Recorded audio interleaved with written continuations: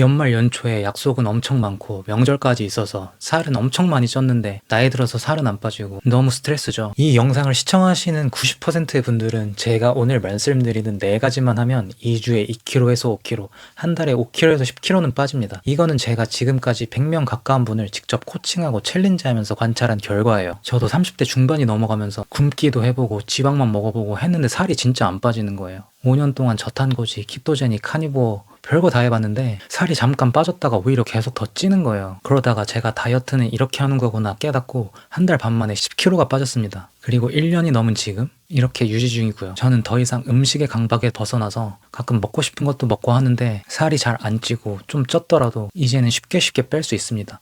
평생 유지 가능한 몸을 만든 거죠. 하지만 10명 중 1명은 그냥 적게 먹어도 안 빠지시는 분들이 있는데요.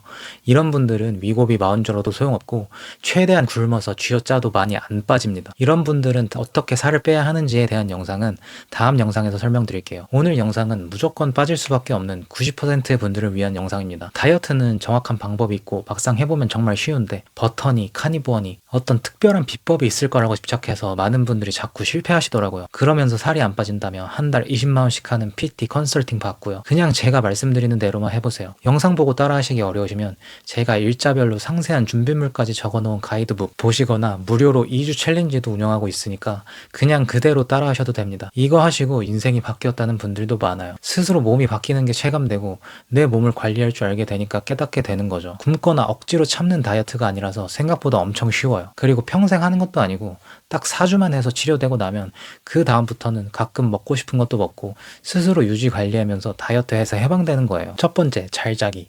다이어트의 시작과 끝, 수면이 무너지면 모든 게 무너집니다. 첫 번째 원칙은 잠입니다. 많은 분이 운동이나 식단을 1순위로 두시지만 사실 다이어트의 가장 기초 공사는 수면입니다. 잠을 못 자면 다음날 여러분의 의지와 상관없이 식욕 조절 시스템이 통제 불능 상태에 빠지기 때문입니다. 잠을 못 자면 왜 폭식하게 될까요? 우리 몸에는 식욕을 조절하는 2가지 핵심 호르몬이 있습니다. 배고픔을 느끼게 하는 그렐린과 포만감을 느끼게 하는 렙틴이죠. 잠이 부족해지면 뇌는 비상사태로 인식합니다. 에너지가 부족하다고 착각해서 그렐린을 폭발적으로 분비시키고 렙틴의 입은 꽉 막아버립니다. 이렇게 되면 다음날 아침부터 뇌는 가짜 허기를 만들어냅니다. 평소라면 참았을 떡볶이, 빵, 탄산음료 같은 고당분, 고탄수화물 음식이 미친듯이 당기는 이유가 바로 이 호르몬 불균형 때문입니다. 내 의지가 약한 게 아니라 잠을 못 자서 내 몸이 폭식 모드로 세팅된 거죠. 잠이 안 와서 야식 좀 먹고 잘게요 하시는 분들, 이게 가장 위험합니다.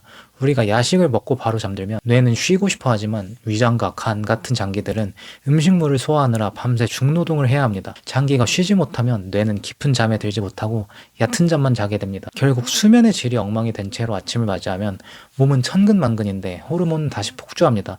밤새 소화하느라 에너지를 다 써버렸으니 몸은 더 큰 자극을 원하게 되고 다시 야식을 찾게 되는 지독한 식욕 조절의 악순환에 갇히게 되는 겁니다.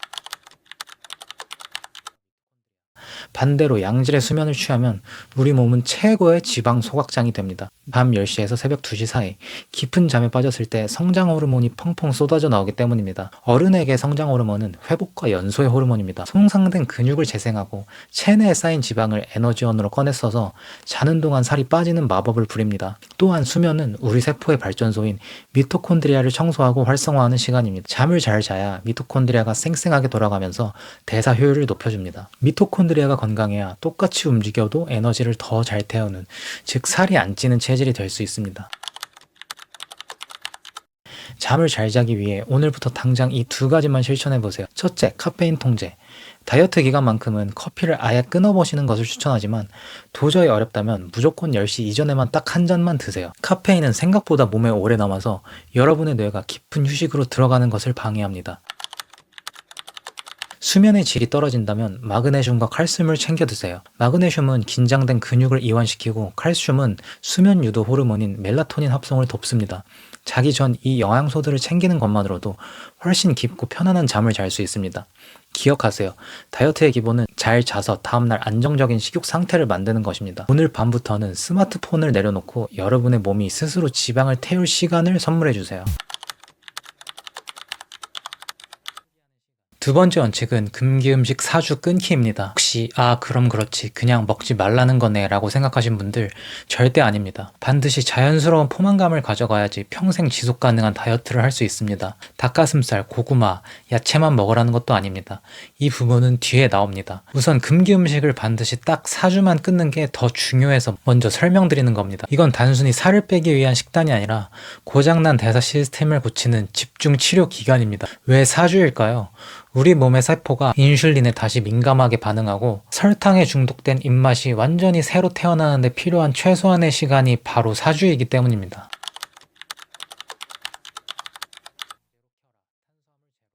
가장 중요한 시작은 첫 3일입니다. 이 기간에는 모든 탄수화물을 완전히 차단하고 순수 단백질 위주로 섭취합니다. 우리 몸은 가장 쓰기 쉬운 에너지원인 글리코겐을 먼저 씁니다. 첫 3일간 탄수화물을 끊으면 간과 근육에 저장된 글리코겐이 바닥납니다. 이때 인슐린 수치가 급격히 떨어지면서 몸은 살아남기 위해 지방 연소 모드로 강제 전환됩니다. 이때 나타나는 두통, 무기력, 피로는 부작용이 아닙니다. 탄수화물 금단 증상, 즉 회복의 신호입니다. 3일은 절대 위험하지 않습니다. 인체는 그보다 훨씬 강합니다. 탄수화물을 제한하면 내 몸이 어쩔 수 없이 지방을 끄집어 쓸 텐데요.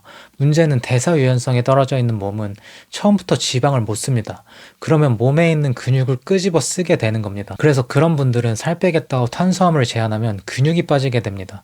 근육이 빠지게 되면 기초 대사량이 떨어지고 우리가 목표로 하는 건강과는 멀어지게 됩니다. 그래서 근손실을 최소화하기 위해 소화 흡수가 잘 되는 쉐이크 형태로 일정 시간 간격으로 단백질을 공급하는 것입니다. 이 기간에는 우리의 위장관을 쉬게 하고 장내 환경 정화의 목적도 있기 때문에 달걀이나 닭가슴살보다는 쉐이크 형태의 섭취를 권장합니다. 단백질 쉐이크를 섭취할 때는 아무거나 먹으면 안 되고 반드시 탄수화물 함량을 봐야 합니다.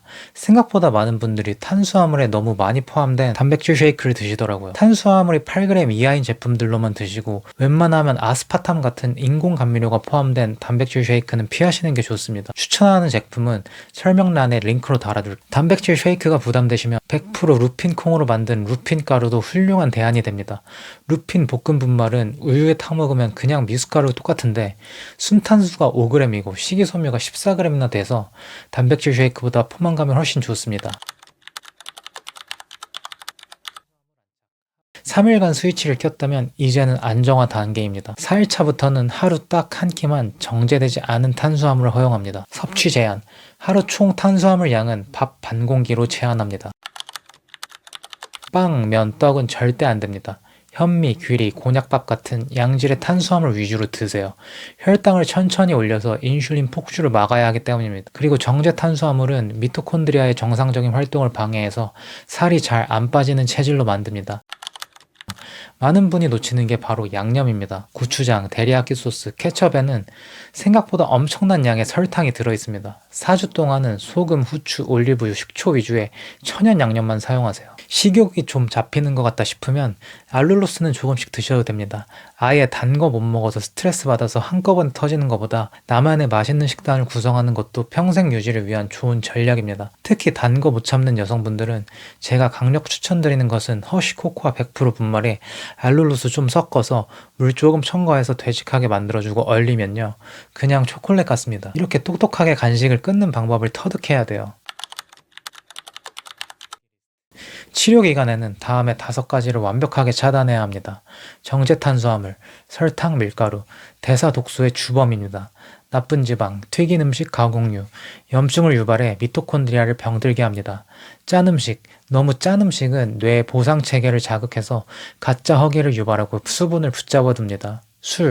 술이 들어오는 순간 간은 모든 지방 연소를 중단하고 알코올 해독에만 전념합니다. 다이어트가 올스톱 됩니다. 오후에 마시는 커피, 카페인은 수면의 질을 떨어뜨려서 다음날 식욕 조절 호르몬을 망가뜨립니다. 드시더라도 오전에만 딱 한 잔 드세요. 조금은 괜찮겠지라는 생각이 치료를 망칩니다. 이 4주는 다이어트가 아니라 치료입니다. 다리가 부러져서 깁스를 했는데 답답하다고 가끔 깁스를 풀고 걸으면 뼈가 붙을까요? 절대 안 붙습니다. 대사 시스템도 마찬가지입니다. 인슐린 저항성과 식욕 중추를 고치려면 4주 동안 자극을 완벽히 차단해야 합니다. 딱 한 입만 하는 순간 뇌의 중독 회로가 다시 살아나서 치료는 처음부터 다시 시작해야 합니다.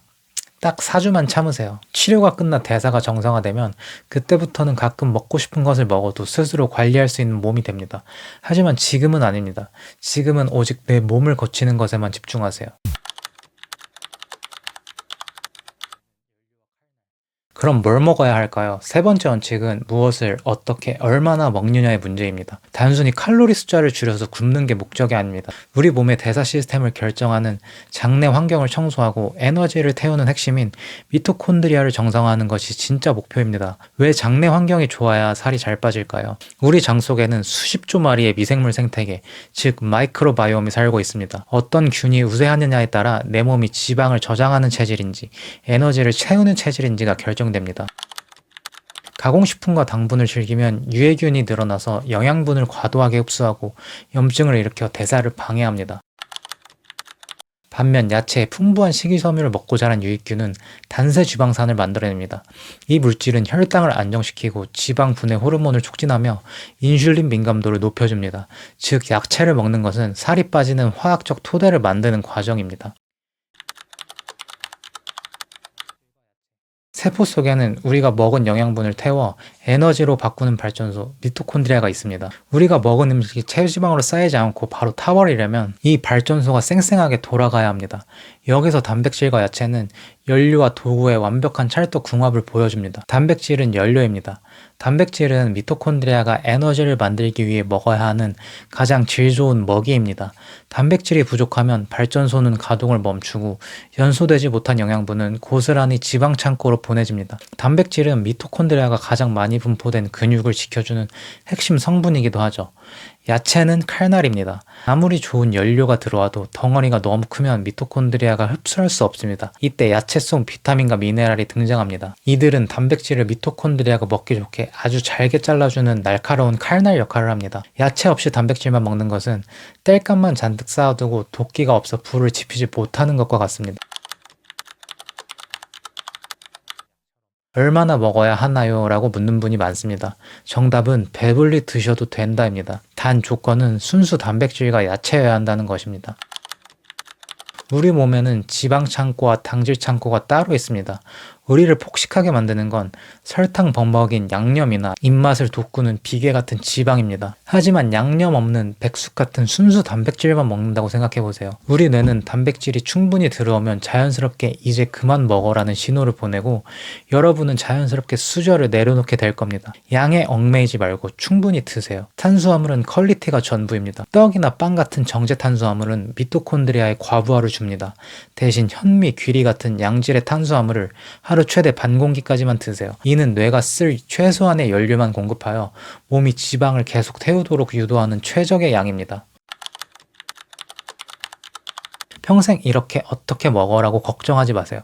딱 4주만 엄격하게 클린푸드로 식단하세요. 이 기간은 살을 빼는 기간이 아니라 고장난 내 몸의 기능을 수리하는 집중 치료 기간입니다. 4주가 지나 장내 환경이 정화되고 미토콘드리아가 활력을 찾으면 우리 몸은 회복 탄력성을 갖게 됩니다. 그때부터는 일주일에 한두 번 치팅을 해도 몸이 스스로 에너지를 태워버릴 수 있는 힘이 생깁니다. 이 4주간의 리셋 이후 평소에는 다시 이 원칙으로 관리해준다면 여러분은 평생 다이어트 걱정 없는 안 찌는 몸을 유지할 수 있습니다. 네 번째, 근력 운동. 지방을 태우는 용광로를 만드세요. 네 번째 원칙은 근력 운동입니다. 단순히 근육을 키워 몸을 보기 좋게 만드는 게 목적이 아닙니다. 우리 몸 안에 잠들어 있는 지방 연소 발전소, 즉 미토콘드리아의 개수와 성능을 폭발적으로 늘리기 위한 전략입니다. 왜 다시 미토콘드리아일까요? 앞서 말씀드렸듯이 미토콘드리아는 우리가 먹은 영양분을 태워 에너지로 바꾸는 세포 속 발전소입니다. 미토콘드리아가 약하면 연료는 들어오는데 태울 곳이 없으니 고스란히 체지방 창고로 쌓입니다. 이게 바로 나이살과 안 빠지는 살의 정체입니다. 미토콘드리아가 강하면 가만히 숨만 쉬어도 에너지를 활활 태웁니다. 다이어트의 성공은 결국 얼마나 많은 지방을 미토콘드리아라는 용광로 속으로 던져 넣느냐에 달려 있습니다. 근육은 미토콘드리아의 거대한 본진입니다. 그렇다면 이 미토콘드리아는 우리 몸 어디에 가장 많을까요? 바로 근육입니다.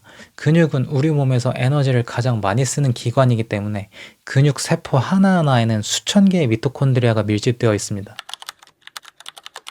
근력 운동으로 근육에 자극을 주면 우리 몸은 에너지가 더 필요해 라고 판단하여 미토콘드리아의 숫자를 늘리고 그 크기를 키우라는 신호를 보냅니다. 이를 미토콘드리아 생합성이라고 합니다. 근육량이 늘어나면 미토콘드리아의 질이 좋아져서 탄수화물 뿐만 아니라 지방을 에너지로 끌어다 쓰는 능력, 대사 유연성이 극대화됩니다. 지방을 더 잘 태우는 체질로 개조되는 것이죠. 왜 하체 운동인가요? 우리 몸 근육의 약 70%는 하체에 몰려 있습니다. 엉덩이와 허벅지 근육은 우리 몸에서 가장 큰 근육 군단입니다. 용광로의 크기. 소형 난로보다는 대형 용광로를 가동하는 것이 지방 연소 효율이 압도적으로 높습니다. 호르몬 시너지. 스쿼트나 런지 같은 하체 근력 운동은 테스토스테론과 성장 호르몬 분비를 촉진합니다. 이 호르몬들은 미토콘드리아의 기능을 돕고 자는 동안에도 지방을 분해하는 후끈한 몸을 만들어줍니다. 헬스장에 가지 않아도 됩니다. 무거운 역기를 들 필요 없습니다. 스쿼트, 런지, 푸시업 같은 맨몸 운동만으로도 근육 속 미토콘드리아를 깨우기에 충분합니다. 핵심은 자극, 근육이 팽팽해지고 열이 오르는 느낌이 들어야 합니다. 그 열기가 바로 미토콘드리아가 가동되기 시작했다는 신호입니다. 기초 대사량의 상승. 이렇게 만들어진 근육과 미토콘드리아는 여러분이 잠을 자거나 TV를 볼 때도 쉬지 않고 지방을 태웁니다. 근력 운동은 다이어트의 가성비를 바꿔주는 최고의 투자입니다. 마지막 5번째 원칙은 24시간 단식 전략입니다. 앞서 말씀드린 4가지 원칙이 지방을 태울 준비를 하는 과정이었다면 이 단식은 우리 몸을 지방 연소 모드로 강제로 밀어넣는 강력한 트리거입니다. 다이어트를 열심히 하는데도 어느 순간 체중 변화가 더디다면 그건 내 몸이 여전히 지방을 아끼는 모드에 머물러 있기 때문입니다. 이 스위치를 지방을 펑펑 쓰는 모드로 바꾸려면 비상 상황을 만들어줘야 합니다.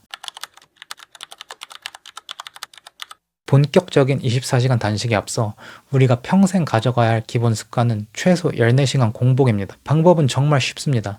저녁 7시에 식사를 마쳤다면 다음날 오전 9시에 아침을 먹는 거죠. 우리 몸은 음식을 먹고 나면 인슐린 수치가 올라가서 지방 저장을 시작합니다. 이 인슐린 수치가 바닥으로 떨어져서 본격적으로 지방을 태우기 시작하는 시점이 식후 12시간에서 14시간 사이입니다. 즉, 이 시간을 지키는 것만으로도 매일 하루 한 번씩 지방을 태우는 시간을 확보하는 셈입니다.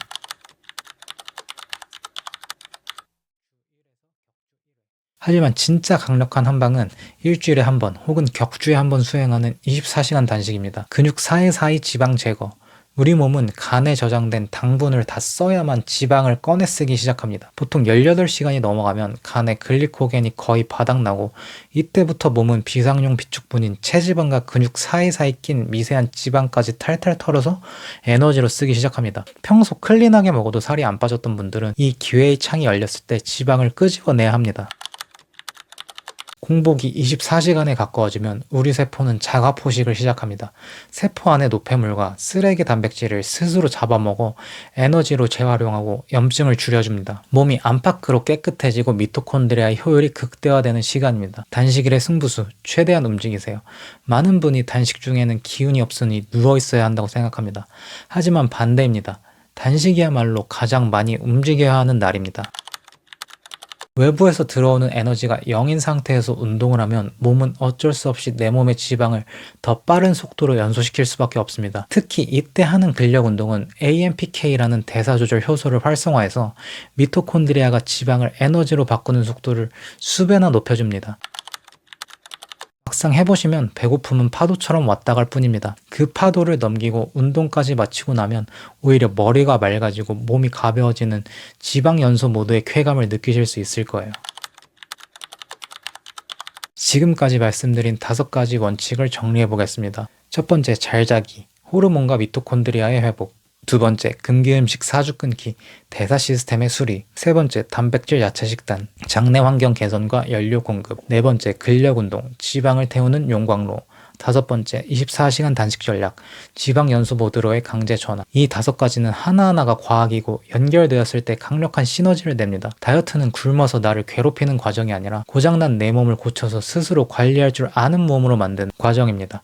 딱 4주만 이 원칙에 집중해보세요. 인생이 바뀌었다는 저희 챌린지 참가자분들의 증언이 여러분의 이야기가 될 수 있습니다. 혼자 하기 어렵다면 제가 드리는 가이드북과 챌린지를 활용해서 여러분의 건강한 변화를 끝까지 응원하겠습니다.